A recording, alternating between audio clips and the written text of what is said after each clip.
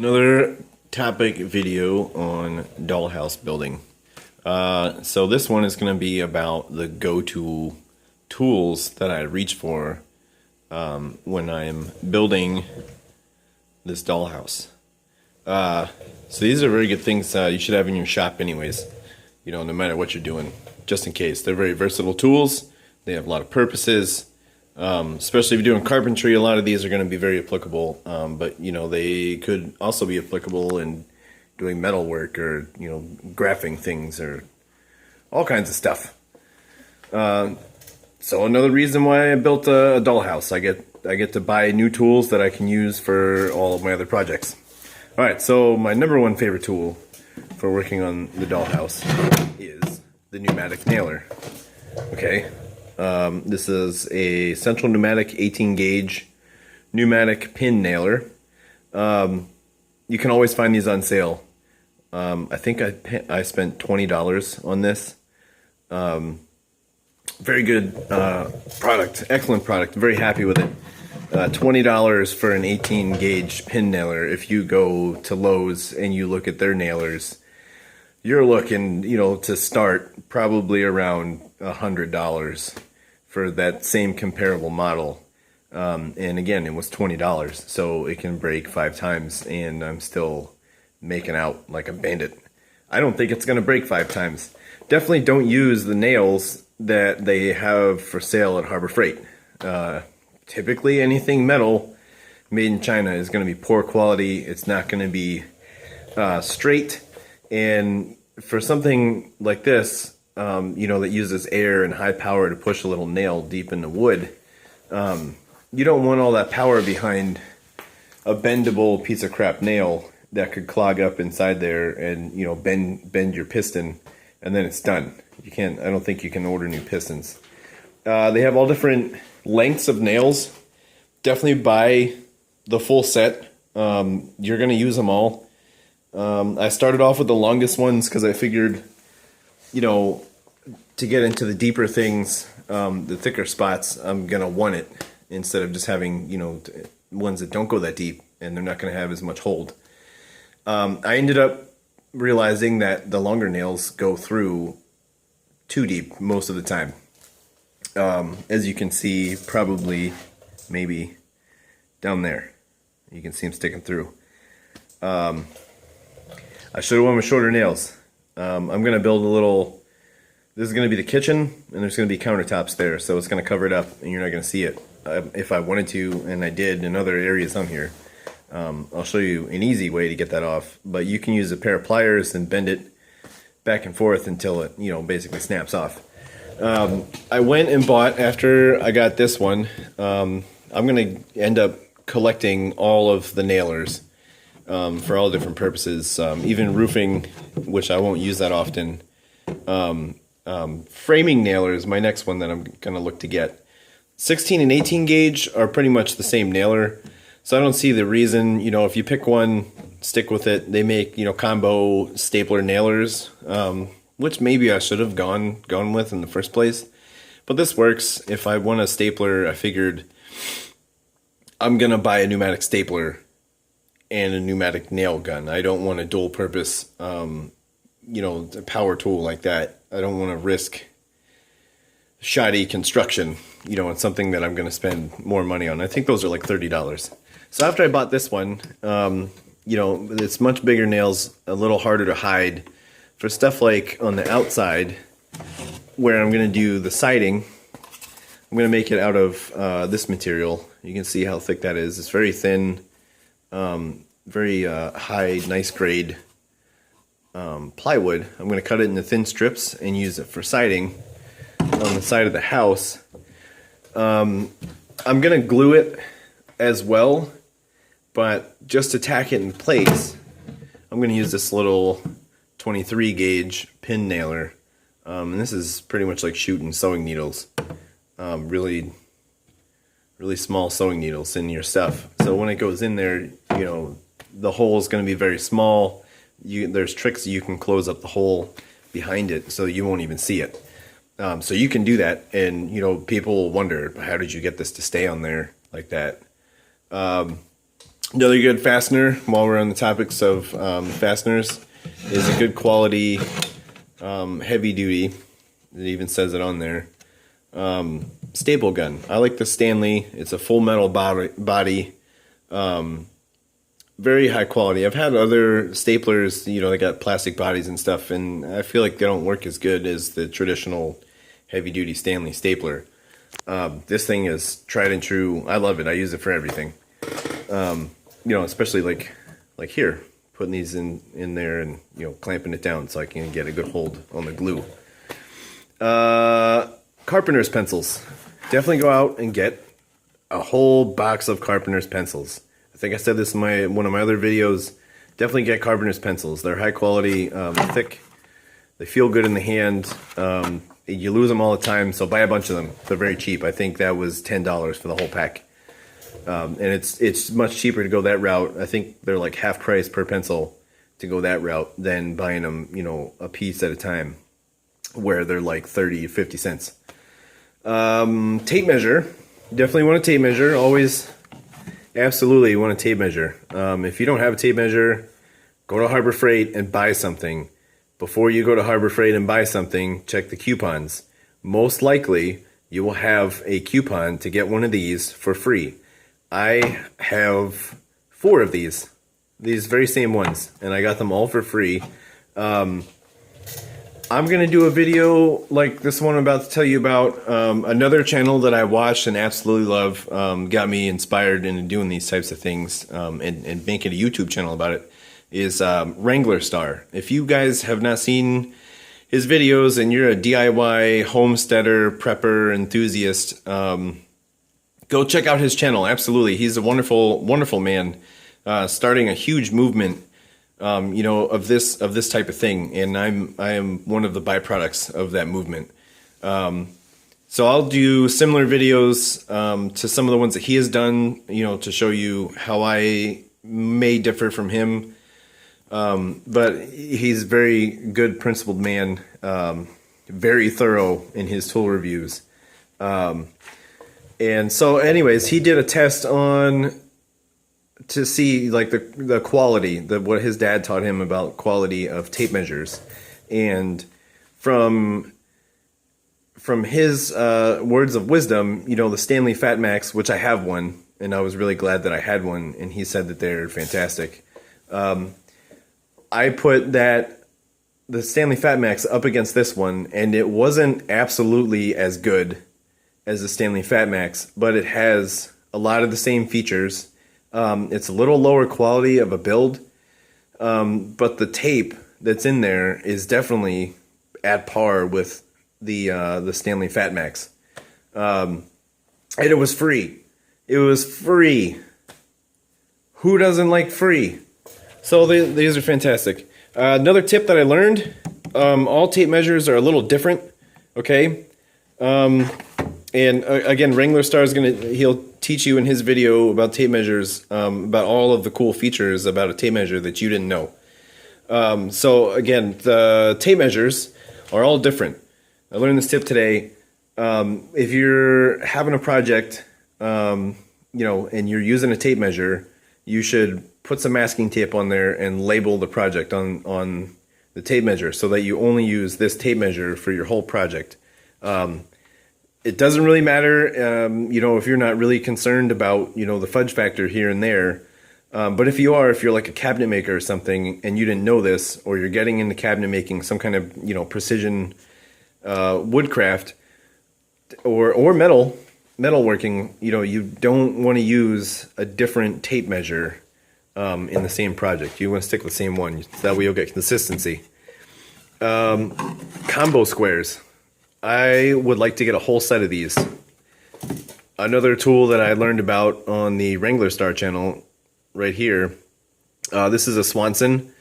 I highly recommend Swanson tools, measuring devices like this one. They are fantastic. Very high quality. I wasn't happy with the ones at Harbor Freight, but they do have all kinds of different combo squares there. They have a whole set that you can buy with different features.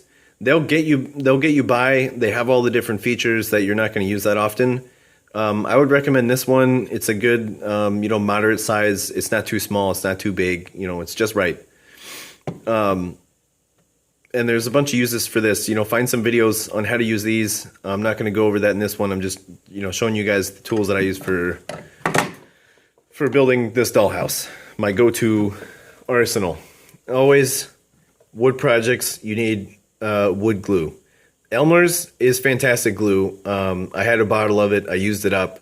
And luckily I had this because I was still needing some glue that day.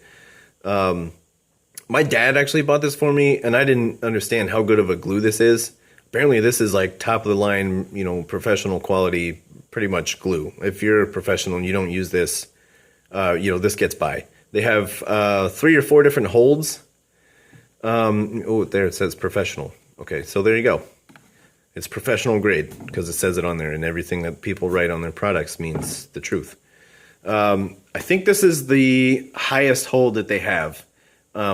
They have ones that are weatherproof that you want to use for outdoor applications, and some that you can use for indoor applications. Some that have lighter holds and some that have stronger holds. I think that's the strongest hold.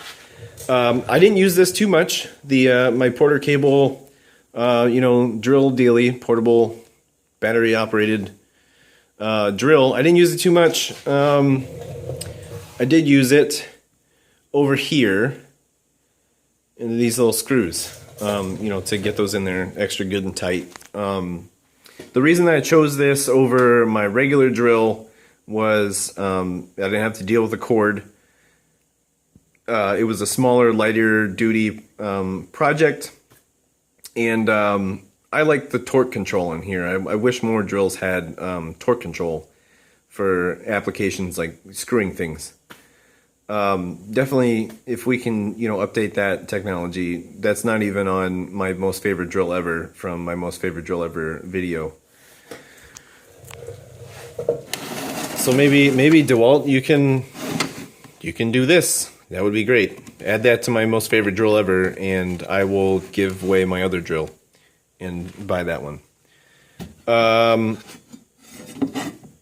speed square. Everybody needs a speed square. There are so many crazy, Masonic tricks and tips of the trade, building roofs and stuff.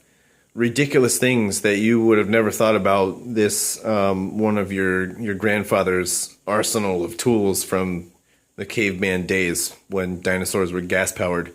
This tool, I have done some research on how to use it. There's all kinds of crazy things that you can do with this. Trust me. Look it up. Learn about it. You should definitely know. The only thing that I don't know is what this diamond is for. On a official Swanson, this is another Swanson product, Speed Square, they always have this diamond. I'm not quite sure what the diamond is for, but I do know that it corresponds with 45 degrees, this way. So that's the only thing that I couldn't figure out, and I did specifically look that up, and all they would tell me is that an official Swanson has that. I had a plastic orange one. It was blaze orange, which was nice. It was high visibility. I could always find it. But I did throw something across the garage, like a scrap piece of wood, and I was working with the miter saw, and I just threw the scrap, and it landed on top of it, and it cracked it. So, metal over plastic, better quality all the time. If you can afford to get the metal one, it's only, a couple dollars more. Don't be cheap. You'll have this much longer. I think it's cast aluminum. And it comes with, I got the really extra nice one. It comes with a little dealie up there for cutting out of round boards or something. I'm not quite sure how it works. I don't really understand it.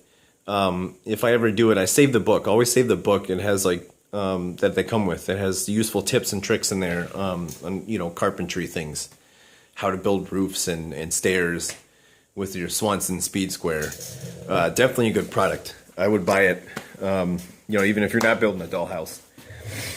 Another really nifty tool, and you don't have to buy this one.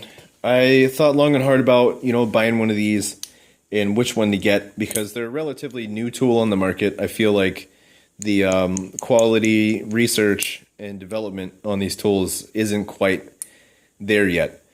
I bought this one. It's a Central Pneumatic, again, Harbor Freight, because it's cheap. I think it was $25, standard air tool price at their store. They have electric ones. They have one that is cordless with a battery. I don't recommend using their batteries. I don't trust Chinese-made batteries. That would probably fail. They have an electric model. I think they have two different electric models. One's a little bit nicer made, a little bit higher quality, but the videos that I saw, the reviews on that one, for some reason on their electric ones, it gets hot in here. I'm not quite sure how this works. I've never, gotten an explanation on, how these work, because it just vibrates like this back and forth. And I don't know, how physically that happens inside this tool. Maybe one day I'll take it apart and look into it, but I don't want to break it. So maybe when it breaks, I'll take it apart and figure it out. So yeah, the electric ones from their store get hot. I didn't want to spend a lot of money when I bought this because I didn't think that I would use it that much. Apparently there are a lot of uses for these, and I was really impressed. This does some really quality work in tight spaces, and it cuts pretty fast. What's more to say about that? The electric one, again, like the third time I'm trying to finish this statement. The electric ones get hot inside of here, and they said it was almost too warm to touch. This one is air powered, and I think the vent, where does the vent come out? Oh, the vent's back there. Okay, but anyways, the point between that of that is you don't have any currents going through here, no electrical currents. There's no potential for a short out and electrocution. It has a metal body. The electric ones do not. Even at Lowe's, the electric ones don't have a metal body. This part is metal. The whole thing is metal. So that's good quality or better quality. Who knows what the quality of the metal is? It is air powered, so the air flowing through here is going to remove some of that heat. Because from what I understand, most of the oscillating tools do that weird thing where they heat up inside here. And I don't want to have that premature failure. So I feel like the air and the metal will remove enough heat to keep that from happening.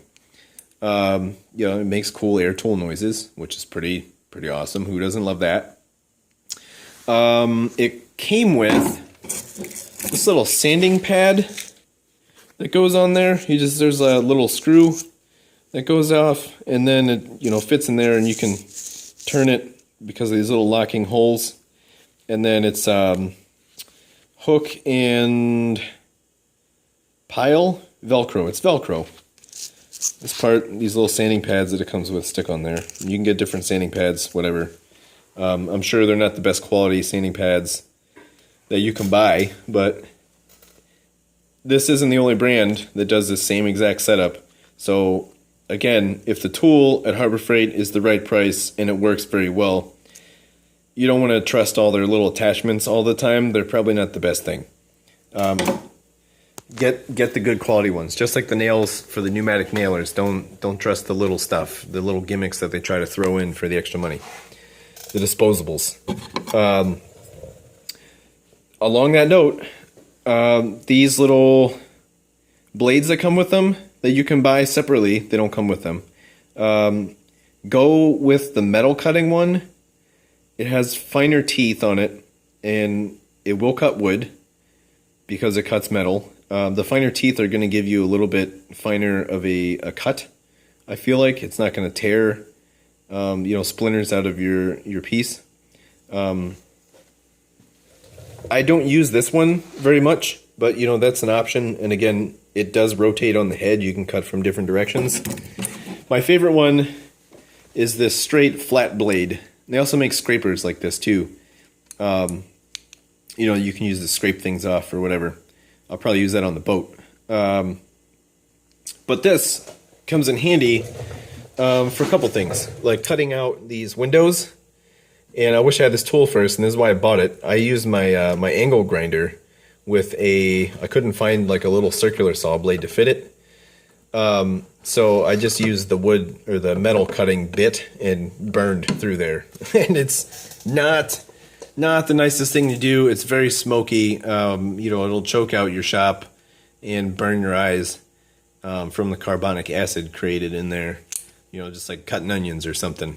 So this guy does not do that. It cuts very quickly and very nicely on a nice straight line. You can line it up, like a hairdresser does with a hair clipper, and just shove it in there. And it goes pretty much right through very quickly. So draw out your lines nice and straight. Put this tool on there and turn it on, and right through you go. Nice, precise cuts. And again, same thing. You can turn it, cut on angles and cut sideways. So it's a very versatile tool.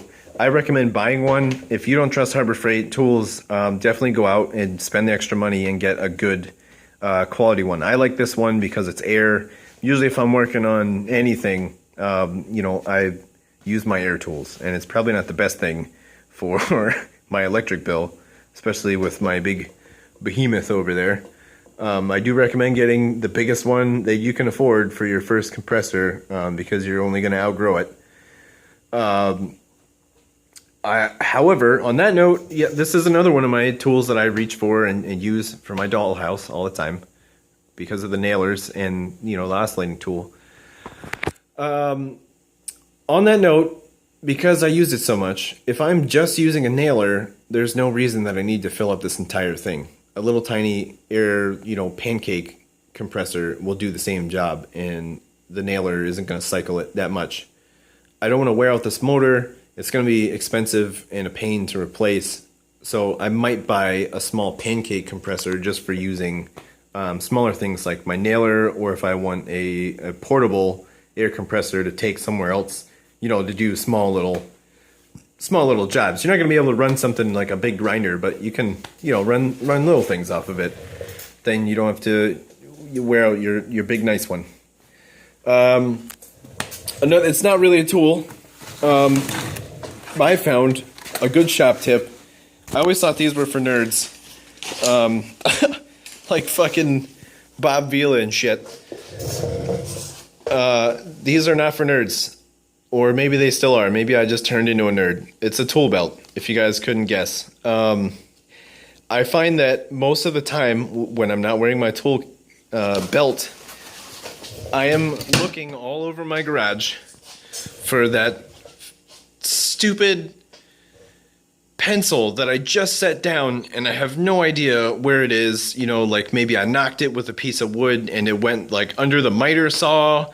Or another thing, the tape measure. I'm always losing my tape measure. I can never find it. And again, you always want to find the same tape measure for the same job, so that you have consistent cuts. There's all kinds of small things that you can put in there. Screws, that you can put screws in one of the pockets. If you're a smoker like I am, you have your pack of cigarettes in there and your lighter. You're not going to lose your lighter. I'm always losing my lighter. Stuff like that, the small stuff you can put in there. They make a cordless drill pouch, a holster to put it in. I think that's a fantastic idea. I don't like necessarily putting this down, even on a surface like this. It's nice and level. I don't feel like it's going to fall over, but say I do bump it and this thing falls down and hits the ground and breaks. Then I have to spend a stupid amount of money to replace it. So I don't like setting it down on things because it is expensive and it's a really nice tool and I don't want to break it. If I had a holster on my tool belt, that would be really convenient. It would just, go right in there. And, well, where is it? Well, it's right next to me on my side. So I did pick one up at Harbor Freight. I was really disappointed not in the holster because it looks like it's well designed. Some of the stitching isn't the best. It's not the straightest thing ever, but it was cheap. I think it was like $10, maybe, probably less than that. But the belt part does not fit around the clips on my tool belt, so I cannot physically, in any way, shape, or form, put it on my tool belt. So I might be upgrading to a little bit better tool belt, and I might give this to one of my friends or something. Somebody who doesn't have one, somebody who's starting out in their DIY experience, and is trying to get to the point that I'm at, that I've talked them into and showed them like, hey, these are all the cool things that you can do, and it, it doesn't cost anything. You just have to buy tools and, spend the time learning how to do it. So I'll probably give that, probably to my friend Jeremy, who is in that situation. Other tools, obviously that I'm gonna definitely use for this. If you can afford them, and definitely add them to your shop as soon as you can. A miter saw, definitely, always. And a table saw. You need those two things. You can get away with a circular saw for a lot of things, but these are 10,000 times more convenient for their purposes. For this one, cutting big panels, multiplying, making the same part over and over again. I had the word on the tip of my tongue. Don't fucking judge me. Making the same part over and over again. You got the little sled on there and just knock them out. Very convenient. Like, you can make yourself into a little factory, a little wood factory with those two tools. I got my circular saw under there, and everybody needs a good circular saw. Not gonna throw it out because I got these other two. You do end up needing this, and when you need it because they don't do the same thing. Every tool has its purpose. Clamps. Oh my God, clamps. Yes, all the time with the clamps. Buy all of the clamps you can forever. These two long bar clamps that I bought here, one of them is Craftsman, and it's held up for years, and it was my first clamp, and I loved it. I got an extra long one because I can use it as an extra short one. It's not desirable because it's big and cumbersome, but when I need to do something long, you need to do something long. So I had that one for years, and then I was using it probably not as intended, and now basically it doesn't clamp very tight. It does every once in a while, but not as reliably as when I first bought it. So I'm going to take that back to Sears and get a new one. But I did find out at Harbor Freight they have, you can see it looks almost identical model. It isn't quite as ergonomic. It doesn't, have quite as good a quality, but it does look and act the exact same. And it's actually a little bit longer. It has a thicker metal bar even. So they're neck and neck between those two. And I know for a fact that the Harbor Freight one is much cheaper. So I'm going to replace the Craftsman one, but I am definitely going to buy more of the Harbor Freight ones. I'm probably going to have a set of 4 of those just in case. Other good clamps, the same ones. I like these pistol grip ones. This is like a smaller version. I got these at Lowe's. They're Irwin quick grips. They have ones just like this at Harbor Freight. I was not impressed with the smaller ones like this at Harbor Freight. They're molded pieces. They're kind of like two halves of a shell that go together, and they're screwed together. These are a solid plastic handle piece. It's a solid plastic piece. It's not 2 halves of a shell screwed together. So it gives a much sturdier grip on the bar. I would like to see with these things, and again with the Wrangler Star channel, somebody sent him, or he bought a set of clamps where this turns around. This piece turns around the opposite way, and then this can slide off the end, which this can't because they put that little dealie in there, and you can reverse it. And instead of being a clamp, it's a spreader, which is awesome. That's a great idea. Like, I wouldn't jack your car up with it, but you can spread things apart, push things apart, lift things if you need to, like elevation, with one hand just by squeezing the trigger. I think that is all of the tools. Besides the door board, and we talked about that in the other video, definitely make a door board or a panel saw. It's not a hard project. It's totally worth it. And I even made mine hang on the thing, on the wall. Coping saw. You're probably going to want a coping saw. I haven't gotten to that point. This is a must-have in your shop. You definitely want a coping saw for making ornate little cuts and designs. I'm not at that point. I thought about getting a scroll saw or a band saw, probably want to go with a bandsaw. There aren't many good scroll saws on the market that I've noticed. So if I can afford it, I'm going to go for a bandsaw, definitely. And but that'll get you through if you can do that. I think that's all the